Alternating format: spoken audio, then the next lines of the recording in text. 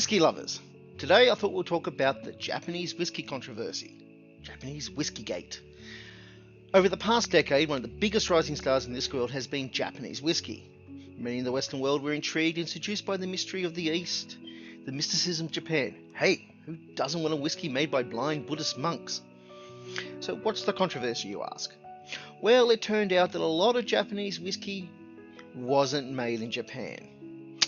You see, in the Western world, whiskey production is very heavily regulated. Scotch can only come from Scotland. Bourbon has to come from America, Irish whiskey from Ireland, French whiskey from France, Canadian whiskey from Canada, etc., etc. Matured for minimum 3 years in oak barrels, but Japan has none of those regulations. Japan is like a whiskey old west. Japanese distilleries could source whiskey from anywhere in the world and label it Japanese whiskey. And it turned out a lot of the whiskey was Canadian or Scotch. Red flags were raised internationally when Japanese producers like Kuroshi Distillery, which opened in 2017, produced an 18-year-old single malt. Yeah.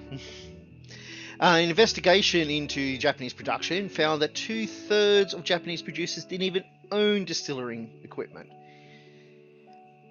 So they were just basically importing their whiskies, and on the domestic market, they could just slap a label on it as Japanese whiskey and sell it.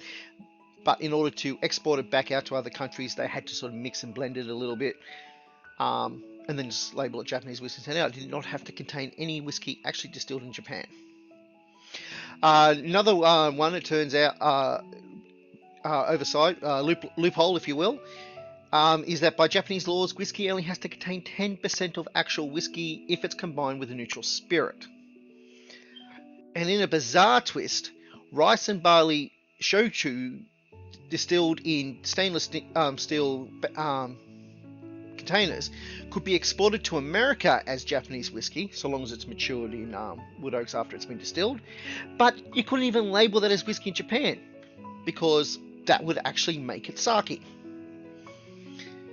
Now, one of the biggest producers in Japan, Nikka, defended its use of imported whiskey since they actually had owned a distillery in Scotland for the last 30 years, and they've been making the whiskey there using Scottish techniques, and were only importing it when their domestic stock was low.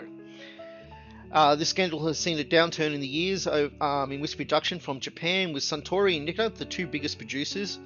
I think they control about 80% of the Japanese whiskey market, pulling popular brands from the shelves due to low stock, and shifting to gin and vodka production. So why are we talking about Japanese Whiskygate? Because there is good news. This week, new regulations for Japanese whiskey has been released. Japanese whiskey can only contain whiskey that is 100% distilled in Japan, and it must be aged for a minimum of 3 years in wooden barrels, not exceeding 700 litres.